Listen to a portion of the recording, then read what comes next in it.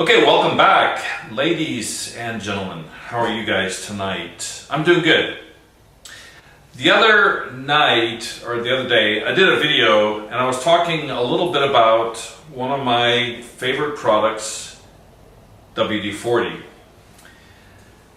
There's something that I want to share with you about this product. One of the things that I really like about WD40 is that if you spray it on a painted surface, more than likely, mostly I would say that it doesn't wear the paint off of your machine, which is a good thing, because if you use something a little more abrasive or harsh, like a turpentine or something like that, it may take the paint off of your machine.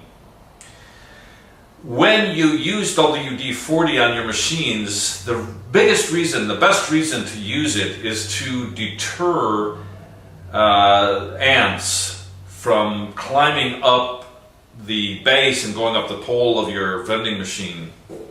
What you do is you spray a little bit of the WD-40 on the base and then wipe it down until you get a nice shiny look to the vending machine. You don't want it to be so overly saturated, and you can use this on top of the machine as well, and maybe the coin mechanisms, if they're made out of a silver plated or a nickel plated handle, you could use this to take the fingerprints off of the vending machine, off of the coin mechanisms. Now, you don't want to put so much on your machine that it's looking like you just spilled a gallon of oil on it, because what will happen is when the customer comes up, if it's a type of machine that spins, a carousel type of machine, they will put their hand on the machine and they'll spin it as they're looking at the different candies.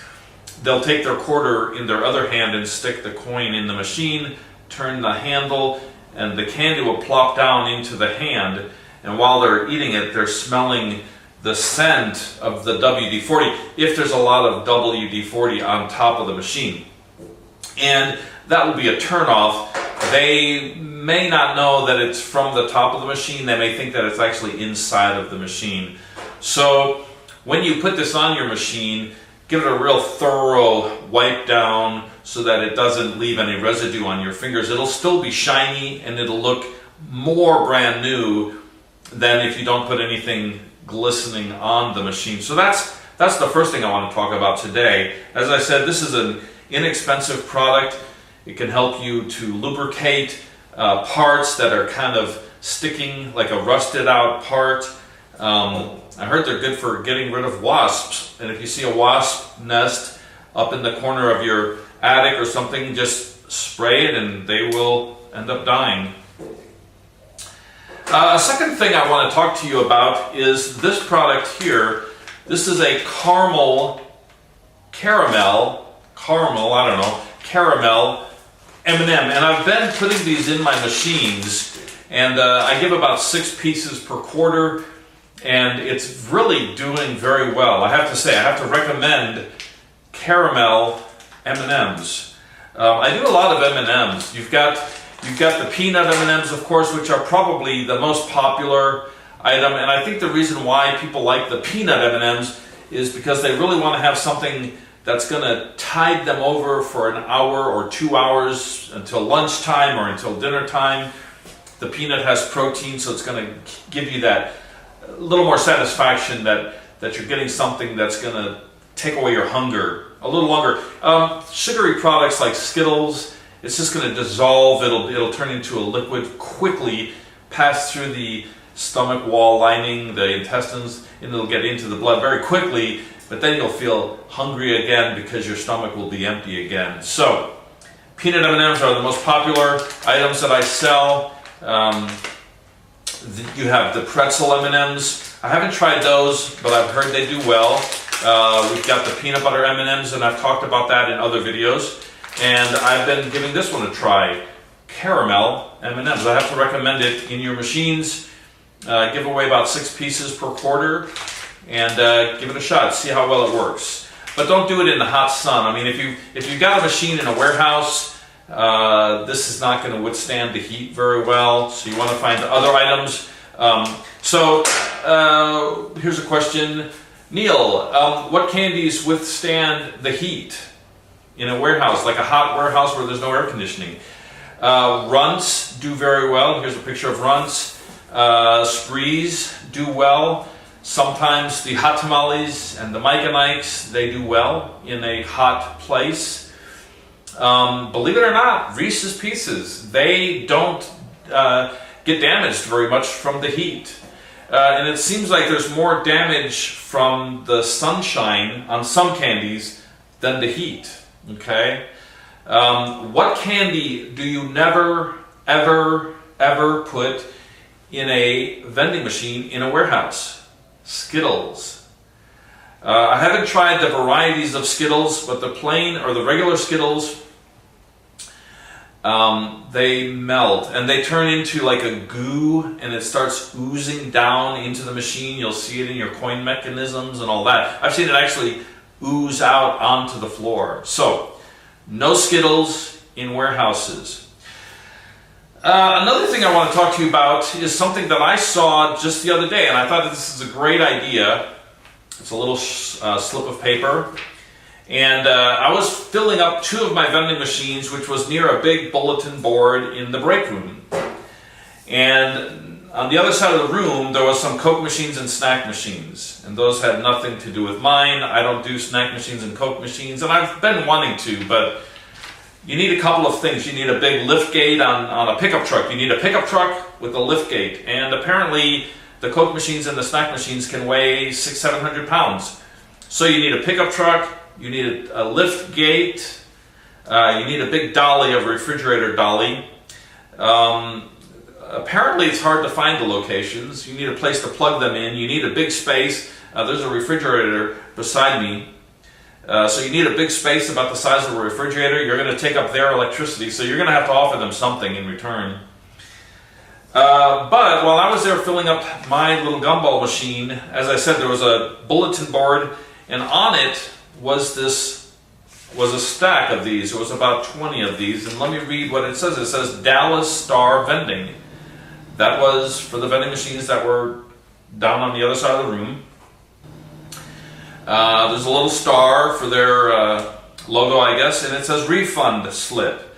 Location name, date, the machine number, item, what did you lose? What did you want to buy and not get? The refund amount, how much money did you lose?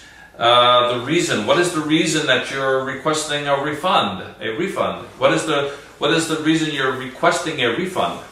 Okay. They also said there was another sign right above it that said, if you do not put your name on this, you will not get reimbursed. Okay. Then it says the information is important that we may improve our services. Thank you.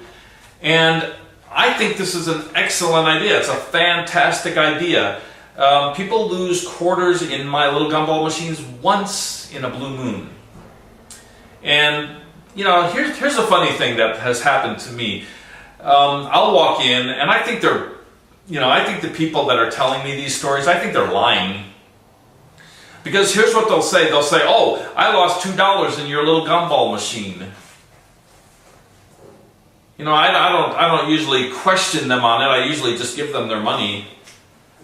But my question is, inside my head, well, when you saw that the first 2 quarters weren't working, why did you keep putting 6 more quarters in the machine?